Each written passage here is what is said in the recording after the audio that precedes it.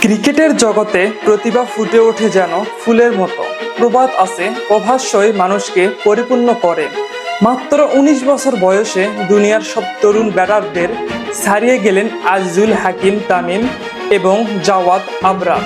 দুর্দান্ত ব্যাটিং ও ধারাবাহিকভাবে রান করে বিশ্ব সেরাদের কাতারে পৌঁছে গেলেন তারা। এমনকি তাদের ধারে কাছেও নেই আলোচিত ব্যাটার বৈভব সূর্যবংশী। ২০২৫ সালে ওয়ানডে ফরম্যাটে গড়লেন অনন্য কীর্তি। একজন বামহাতি, অন্যজন ডানহাতি।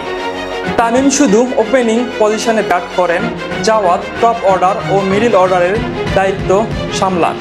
উভয়ই রান মেশিন। প্রতি ম্যাচে রানের ফোয়ারা ছুটিয়ে বিস্মিত করেছেন ক্রিকেট বিশ্লেষকদের।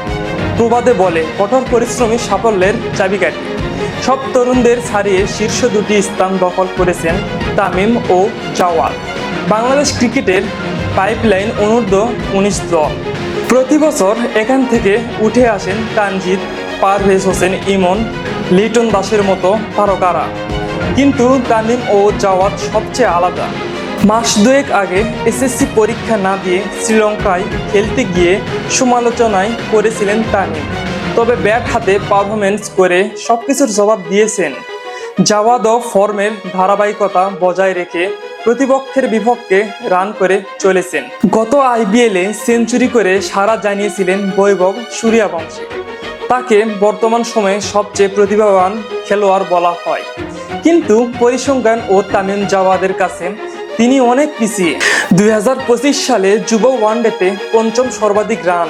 আয়ারল্যান্ডের আদাম লিকির চতুর্থ স্থানে সূর্যবংশীর ৩৫৫ রান। ৩ নম্বরে প্রোটিয়া ব্যাটার ভ্যান স্ক্যাবলিক ৩৫৫ রান। তামিম ২ নম্বরে ১০ ম্যাচে ৪০৮ রান। শীর্ষে জাওয়াদ, সামনের ম্যাচে ৫১৭ রান।